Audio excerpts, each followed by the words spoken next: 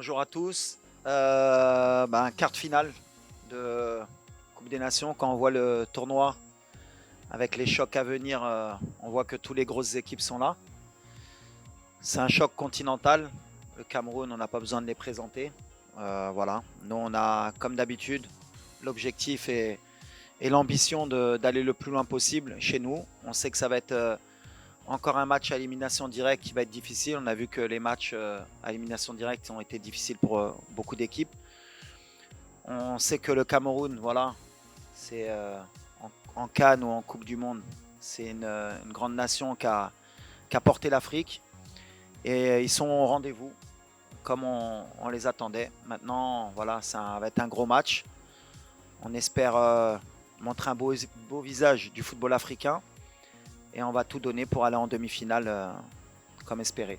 Parce qu'honnêtement, c'était une mission quand même difficile de lui donner l'équipe juste avant la CAN. Comme je l'ai dit, moi je l'ai vécu au mondial. Alors tout le monde pense que c'est facile, mais on voit qu'il a posé sa patte, qu'il a des vraies idées. En termes d'expérimentation, je crois qu'il a 6 ans de plus que moi, donc je pense qu'il est plus expérimenté que moi quand même. Il a beaucoup entraîné au Cameroun, il connaît très bien le contexte africain, il connaît très bien la mentalité camerounaise. Je suis très content aussi que Samuel ait fait confiance à un entraîneur local.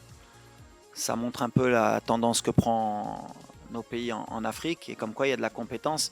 Parce que quand on voit l'équipe du Cameroun, ils font pas n'importe quoi. Ils savent ce qu'ils font avec le ballon, ils savent ce qu'ils font sans le ballon. Donc voilà, si j'ai une chose à lui dire, c'est félicitations et que le meilleur gagne demain. De toute façon, c'est un vrai match, une vraie compétition et ça va jouer sur le terrain. En tout cas, voilà, il y a deux bons entraîneurs, c'est ce que je dis. Il y a deux bons effectifs. Il va y avoir un public extraordinaire et qu'on donne un vrai spectacle pour le football africain. En tout cas, moi, je suis très heureux de le voir sur le banc et félicitations pour tout ce qu'il fait. Ça fait un Snin مع الفرقة donc عندنا des joueurs ولا خصنا نوصلوا لضربة الجزاء كان عندهم ديك لابيتود بحال اللي قلت ضربة الجزاء في كأس العالم مع اسبانيا ضربناهم مزيانين ودوزنا في جنوب افريقيا اشرف اللي كان ماركا في كوب دو موند سي الفوتبول ولا جاو ضربة الجزاء عندنا الدراري يقدروا يكونوا في مستوى وعندنا ان غارديان اللي بالنسبة لنا un des meilleurs dans les pénaltys, donc on a cette confiance aussi. Le fait d'avoir la possession et le fait d'avoir le ballon, déjà il y a beaucoup de gens qui ne se rendent pas compte qu'on est l'équipe qui a le plus de possession et qui avons le plus peut-être de situations dans les stats, que ce soit les XG, les tirs. Et pourtant, pourtant la vision extérieure des gens par rapport à notre équipe, c'est qu'on n'impressionne pas, on n'est pas assez peut-être proactif. Là on va tomber une équipe qui est très forte quand elle est en bloc et qui se projette très vite vers l'avant. Mais je pense que demain, ça va être un match différent. Comme c'est un match à élimination directe, et connaissant les Camerounais aussi, je pense qu'ils n'accepteront pas de ne pas avoir le ballon aussi longtemps. Donc je pense que ça va s'équilibrer demain. En tout cas, c'est un bon rapport de force. Et à chaque fois, l'image qu'on a, nous, comme on a beaucoup le ballon et qu'on est très haut, c'est l'image d'une équipe qui laisse beaucoup d'espace et où il y a beaucoup de situations à avoir, ce qui est peut-être vrai dans certains matchs. Mais en même temps, on ne concède pas beaucoup d'occasions. Je crois que c'est plutôt la Tanzanie qui a eu vraiment les vraies occasions depuis le début du tournoi, avec peut-être la tête de Mzouva et la frappe à la 55e. Ils ont ces deux tirs-là, mais en général, on est quand même bien cohérent dans ce qu'on propose. En tout cas, ça va être un vrai rapport de force parce qu'on est sur deux styles différents. Le Cameroun se projette très vite avec des vrais joueurs d'espace, avec beaucoup de puissance, et je pense qu'ils vont jouer sur ça demain pour nous surprendre dans notre dos, à nous d'être vigilants, à nous de ne pas leur laisser l'opportunité de nous prendre à défaut. Mais ça fait 1 an et demi qu'on vise beaucoup ce genre de scénario. On s'est mis beaucoup de fois en danger. Mais on a cette expérience aujourd'hui pour pouvoir essayer de leur poser aussi des problèmes. الحمد لله دابا انايا واحد الحاله صحيه مزيانه وكنبغي نشكر ستاف ميديكال ديالنا ديال ليكيب ناسيونال حيت بدلنا واحد المجهود كبير بزاف باش نقدر نكون واجد في هاد لي ديغني بارتي ديال الكومبيتيسيون وانا دابا راني زعما في تحسن مزيان وإلا احتاجني مدرب نلعب اللعب غادي ندخل نحط 100% بحال الدراري. Concernant la zone mixte, à chaque fois, on fait le maximum pour que les joueurs y parlent. Après, on ne peut pas obliger tous les joueurs à parler. Il y en a 3 qui s'expriment, qui sont obligatoires.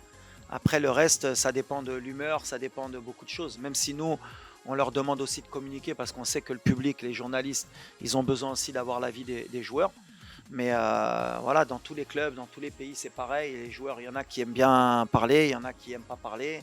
Il y en a qui ont un problème aussi de langue parce que تعادي داخله كاينين اللي باغيين يهضروا بالدارجه ومن بعد كيضحكوا عليهم كيخرجوها دونك كيقول لك انا ما بقاش نهضر بالدارجه quand ils font l'effort. Also I think it's about the team spirit is very important, concentration and also talent. In these two teams you have talent and sometimes you have some player he can make something alone and he change the game. It's like the big team he do. We have a good player and also we have a good player. Maybe Brahim he can make something. Maybe Ambomo he can make a difference. But the team spirit for me is very important. When you have a ball and without a ball.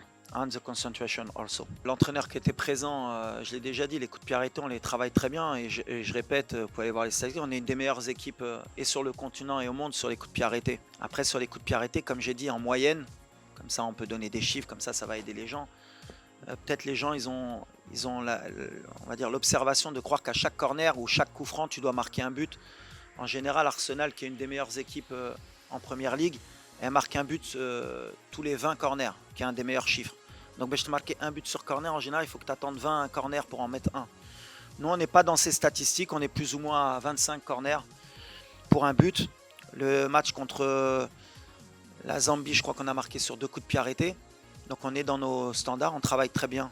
On est bien sur les coups de pied arrêtés. On peut être encore meilleur bien sûr, mais on est une des meilleures équipes. On sait que c'est un secteur qui est important, surtout dans les compétitions, que ce soit mondiales ou continentales. C'est une force de pouvoir ouvrir le score ou gagner sur coup de pied arrêté. Bon, ils travaillent très bien, on est très bien. Maintenant, voilà, et des fois il y a la réussite, des fois il y a un peu moins de réussite. Par exemple, le but de Ismaël Sebari à 5 cm, il est hors jeu et c'est un coup de pied arrêté qu'on a travaillé. Donc voilà, des fois il y a la réussite, mais c'est pas à chaque match qu'on va marquer sur coup de pied arrêté. Aujourd'hui, on a Achraf, qui est le meilleur joueur africain. Donc forcément, notre jeu va plus souvent basculer à droite. Ce qui est important pour nous, c'est que nos joueurs ils soient à 100%. Achraf, le dernier match, ça faisait pratiquement 2 mois qu'il n'avait pas joué, un match 90 minutes. Donc même s'il a fait un très bon match, on n'a pas encore vu le prime d'Achraf. Et le prime d'Achraf, il va venir demain, Inch'Allah. Donc avec un Achraf, avec un peu plus de temps de jeu, avec aussi le côté psychologique de sa blessure, le fait d'avoir joué le match entier, ça l'a libéré. Donc on va avoir un côté droit fort. Après, ça va peut-être se jouer là. Ça va être un rapport de force. Mais voilà, peu importe, de temps en temps, de toute façon, il peut basculer aussi à gauche avec Abdé et avec Nosser ou Anes, Salahaddin. Voilà, on a cette force d'avoir équilibré justement les deux côtés entre la Coupe du Monde 2022 et maintenant. Avant, on basculait beaucoup à droite. Maintenant, on est un peu plus équilibré. Les 2 derniers matchs, on a joué avec 2 joueurs offensifs au milieu de terrain, puisque Sofiane n'a pas débuté le match, Amrabat, ni contre la Zambie, ni contre la Tanzanie. Donc voilà, après comme j'ai dit, c'est pas une question de poste ou de position, ça dépend de comment nous, on va pouvoir animer notre milieu de terrain.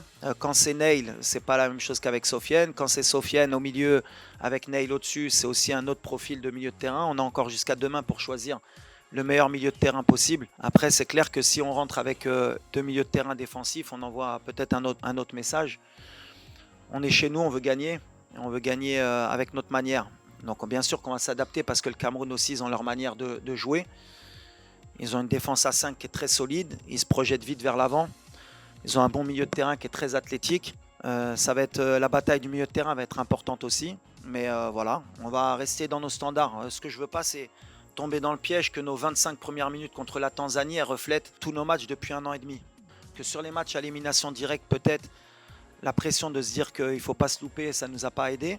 Voilà, peut-être ce match il va nous aider pour l'entame de match contre le Cameroun. En tout cas, j'ai confiance en tous les joueurs d'Irei Dorlo et c'est ce qui est important. Le Cameroun, ils ont un attaquant, il vaut 80 millions d'euros, il joue à Manchester United. Ils ont un attaquant, il joue à Leverkusen. Ils ont un milieu de terrain, il joue à Brighton. هنا كنرجعكم على l'humilité entre notre effectif qu'on est au-dessus des autres, ce qui n'est pas la réalité. On a un bon effectif, on a des super joueurs, mais en Afrique aujourd'hui, Kebret, les autres équipes aussi ils ont un effectif, ils ont aussi des grands joueurs et ça va jouer sur le terrain. Mais en tout cas, nous on a l'humilité de croire qu'on peut gagner cette Coupe d'Afrique et qu'on a la meilleure équipe sur le terrain. Peut-être pas le plus gros équipe, mais on a la meilleure équipe. Inch'Allah.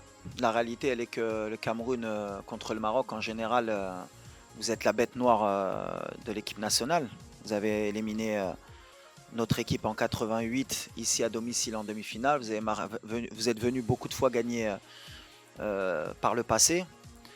Mais le passé, c'est le passé. J'ai toujours dit qu'on était le nouveau Maroc. Donc ce qui s'est passé avant, ça n'existe plus.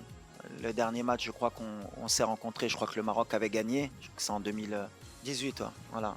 Donc voilà, dernière confrontation, on est sorti vainqueur. Moi personnellement, avec le Cameroun, j'ai toujours eu de la réussite en tant que joueur. Je les ai joués 2 fois dans mon histoire. J'ai joué en amical avec Troussier, on n'avait pas perdu. Et je les ai joués à Yaoundé ou à Douala, je ne sais plus. Avec le maire, on avait fait 0-0. C'était le premier match de Mehdi Benatia. Peu importe, en fait, la réalité, elle est que le Cameroun aujourd'hui, ils sont en forme. C'est leur compétition parce que ils ont tout à perdre. Parce qu'à l'arrivée, s'ils ne vont pas plus loin, ils vont attendre 2 ans ou 3 ans avant d'avoir une grande compétition. Nous, on a aussi des choses à perdre parce qu'on est chez nous. Mais 4 mois après, on a une Coupe du Monde. Et ça nous laisse une compétition encore à jouer. Donc voilà, c'est pour ça qu'on sent les Camerounais motivés. On sent qu'ils jouent toute leur compétition sur ce match. Donc ils vont être motivés. Plus que d'habitude. Je l'ai dit, nous on a de la pression, mais eux aussi. Mais ça va être un gros match, c'est ce qui est important. Après, nous, on est obligé de respecter cette équipe. Ils ont un grand président qui a été un grand joueur.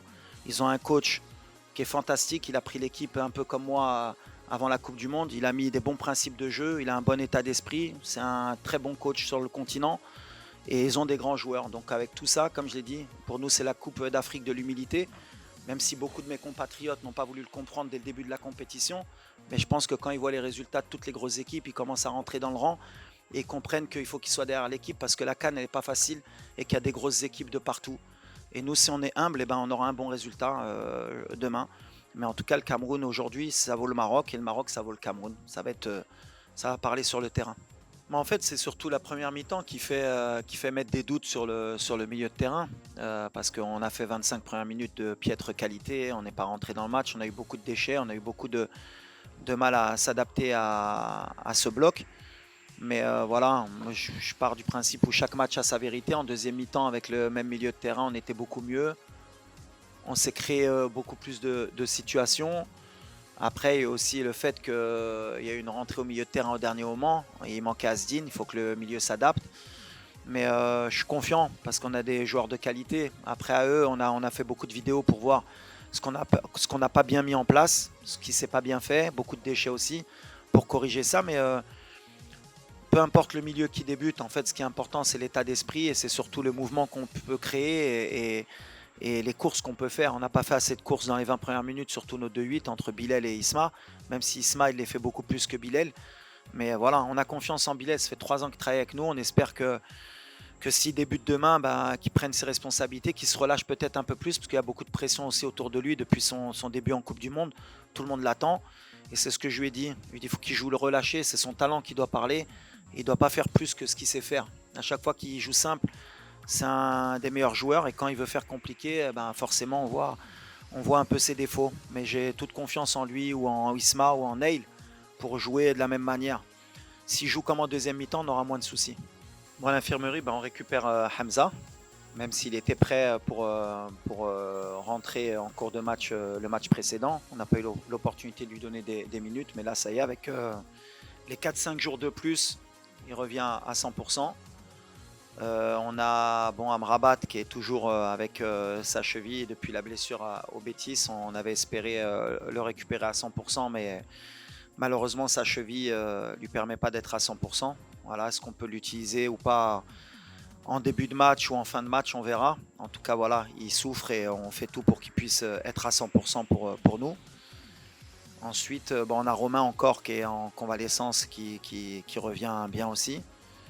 Et je pense que c'est tout sur l'état des blessés. Sinon, tout le monde est bien, même si il y a toujours des petits pépins en cours de compétition, mais on est content.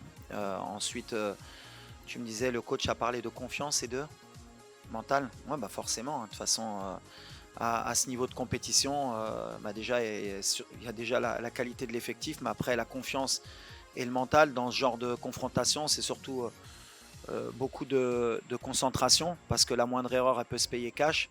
Et vu le niveau de des deux équipes, celle qui va faire le moins d'erreurs aura plus de chances de remporter le match. Ça va être un vrai test, un vrai combat contre deux grandes équipes, un beau spectacle. Mais en tout cas, oui, ça va jouer sur le mental, forcément.